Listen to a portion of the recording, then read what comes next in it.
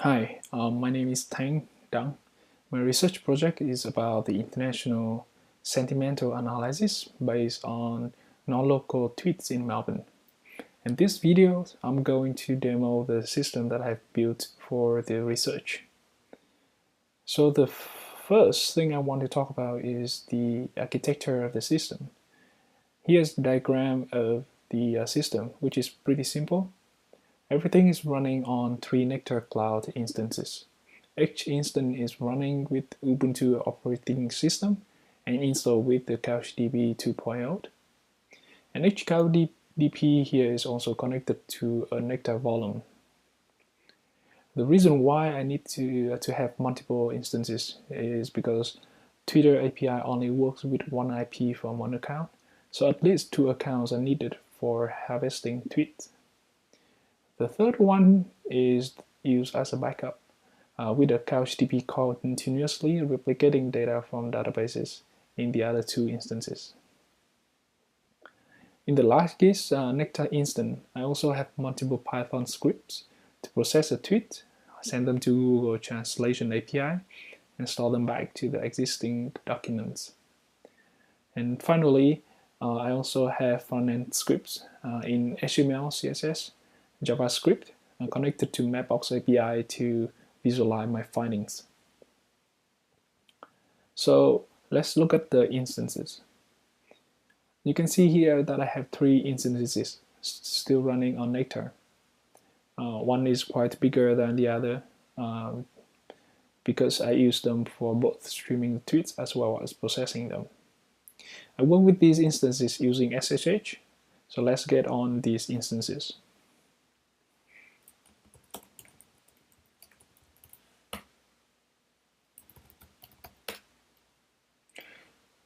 So the first instance here is called Nectar Stream, which is the biggest one used for both harvesting and processing data. I use Screen to run multiple tasks at the same time.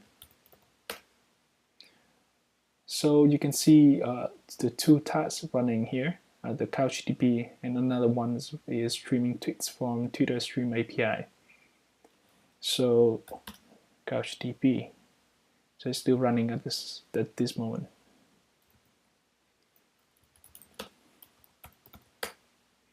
So another one is streaming Twitter,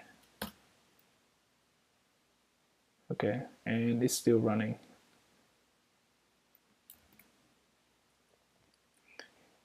The instance is also connected to our Nectar volume, as you can see here. And inside the volume, you can see I have multiple Python scripts that is used to process the tweets, translate the tweets, send them to Google API to translate and store them back to the existing documents. Okay, so that's the first instance.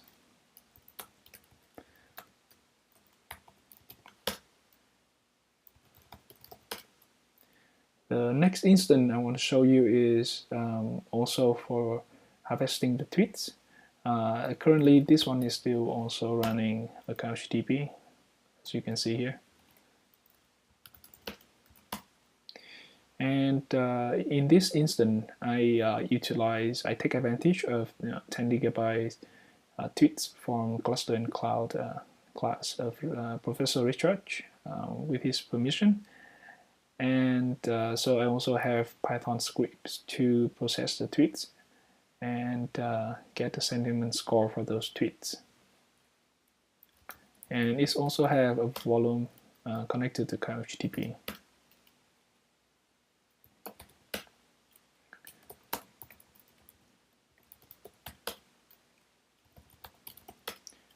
The last one is the backup instance. So this instance is also having a CouchDB, which is still running right now. And inside the CouchDB, it has a backup database that replicate the database from the other 2 instances, which I'm going to show you very soon. So let's go to the CouchDB. So this one is next from NectarStream. Here's the CouchDB store all the data from Twitter Stream API to the TweetDB database. It also has another database for all the tweets that are processed and ready for analytics.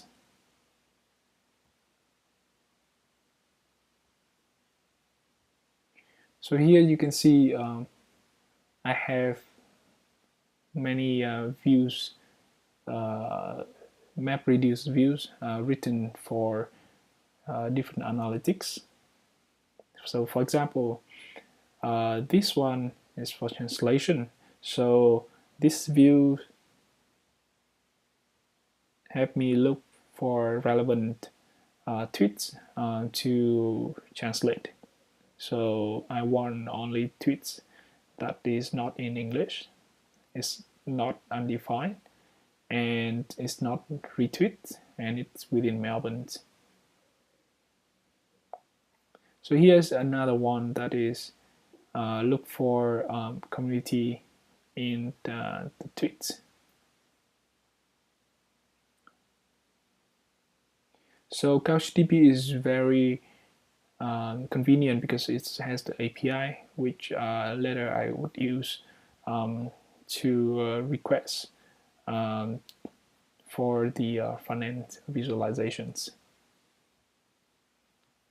And again, this database is continuously replicated.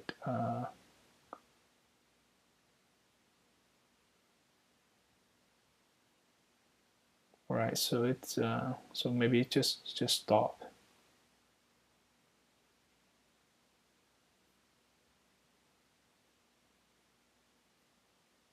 It's still running before, but now it's just, for some reason, it just stops.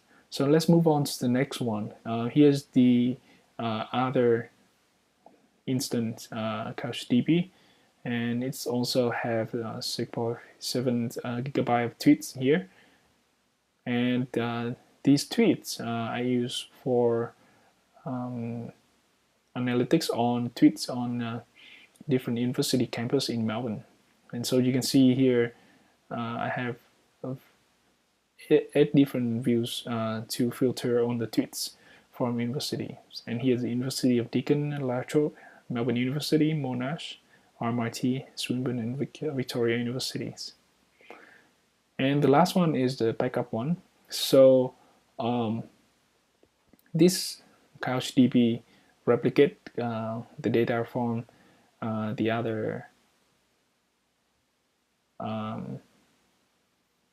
CouchDB database. And so you can see here that on the database, on the views that it created in the other database also replicated here at the same times. And so any change in this database is also replicated to the other database. So you can see here the views in here and also the views in here. So it's the same. So in case if this instance is broken, I can switch to this one without losing any data.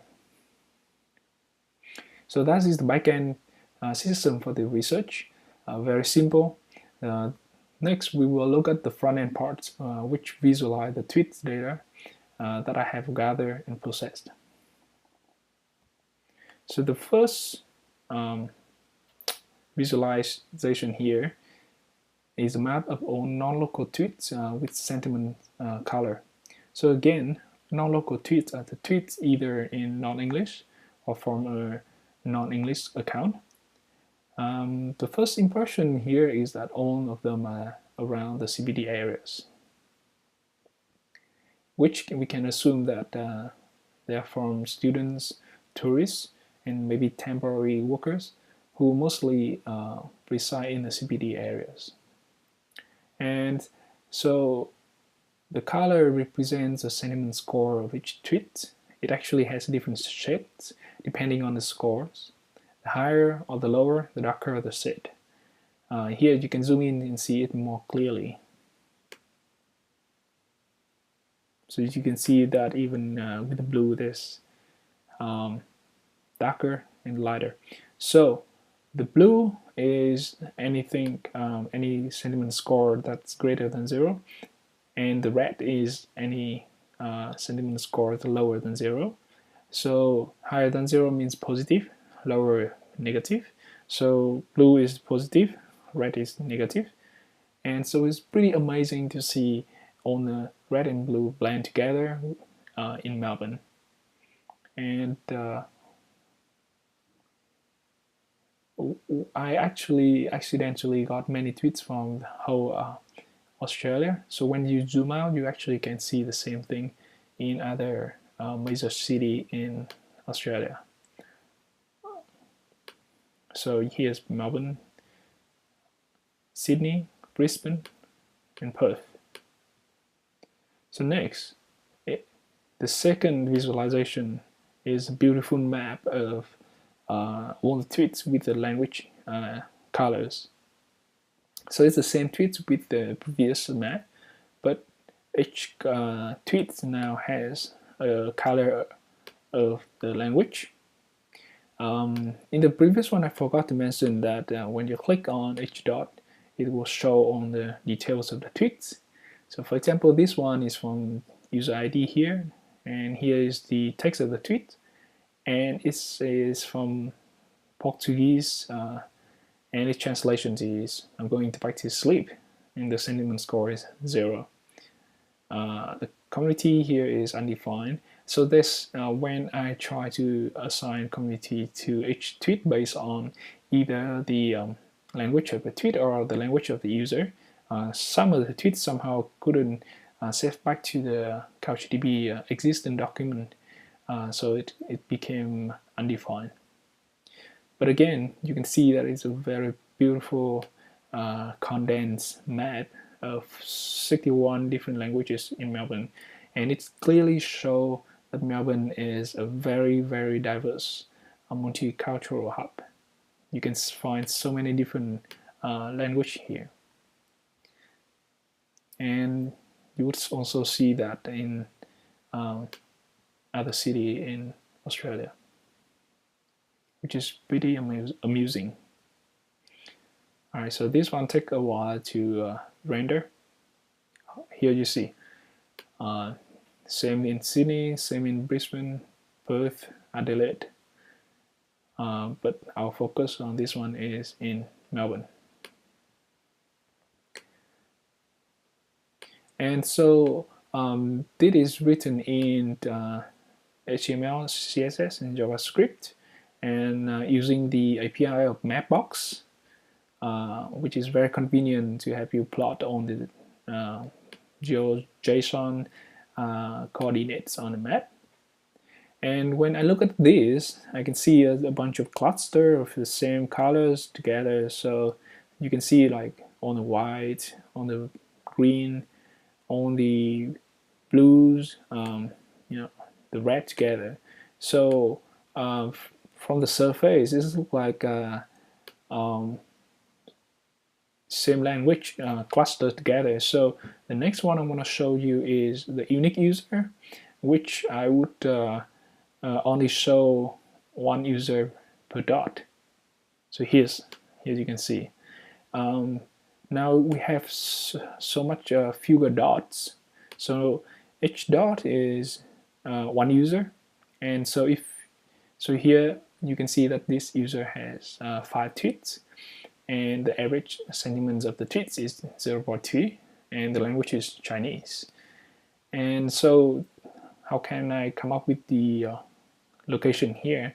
So for this location, it's the average coordinates point of all the tweets. So for example, this one has 80 tweets, which is a lot. So this location, particular location, is the average point of all the tweets coordinates of this user, and also the same for the sentiment score, which I calculate by getting the average of all the tweets. This one, I believe, is Arabic. And so you can see that we don't see the cluster anymore on the map, which is fine because it still shows that Melbourne is very diverse with so many different colors. And if I have more resources, probably I can do a lot more analytics on this, because if you actually track down, for example, on the blue here, and which is French, and try to look if they actually hang out in a similar place, which hopefully it happened. We can have many more interesting findings. But anyhow, when there's another interesting thing when you zoom out. When you zoom out, you can see they connected, all the dots connect together to create the straight line, very straight, from major cities in Australia. You can see very clearly here from Melbourne to Sydney and from Sydney to Brisbane. So my assumption is these non-English tweets or non-local tweets actually come from either tourists or students, mostly tourists, or workers who travel around Australia, who come here for a short period of time, and they traveling around. If you zoom in the middle of the sea here, you can see maybe these three people travel together, and they tweet together. So that's why I have the idea that if I have more resources, I may find a group of people from different language who may come here for tourism, and they spend time together. They visit different city together, and we probably find out a lot more interesting things about it. But anyway, this is still a very, very interesting map to see. So that's all I can tell about from the sentiments and the language of the non-English tweets. Most tweets actually is in English. This is only 5 to 6% of all the tweets that is in Melbourne, and translation is not free, so it's pretty hard to have better result without a lot more resources. So I wonder if is there any way you can take advantage of the tweets. And the next one I look at is the universities. So when you're walking in Melbourne, you can see so many foreigners and young foreigners who are students. And Victoria is proud to be the state of education, and we welcome 100,000 students every year. They come here, and so here I have the shape of the university formed by the tweets. And for these tweets, I don't separate them from non-English or not, but all tweets account. So I get the tweets by getting the bounding box for each university, and then I wrote a script to actually abuse to get all the tweets from the bounding box within the university campus from these views, and then I plot them on the map. And you can see it's very interesting because it's actually formed the shape of the campus. So this is exactly the shape of University of Melbourne campus.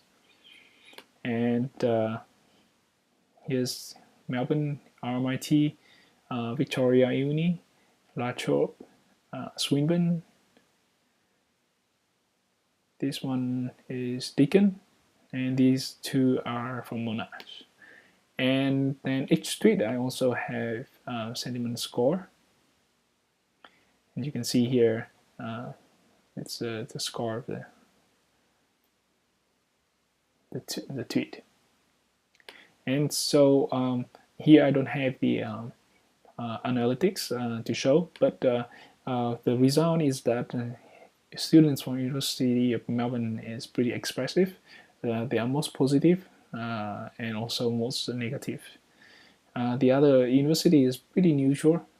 They don't tweet that much, and the score does not fluctuate too much. And so that's the end of my demo. and this has been a very interesting project, and I have learned so much both in terms of technology and also about Melbourne. In terms of technology, it's really interesting to work on translation of the tweets because it's so uh, on the surface it seems so simple because Google Translate is so popular nowadays, but it turned out it's actually a very challenging task. Not just because it's not free anymore, but the content of the text is pretty complicated, especially when you have to work on 61 different language. But anyway, it's actually been a very interesting project. Thank you very much.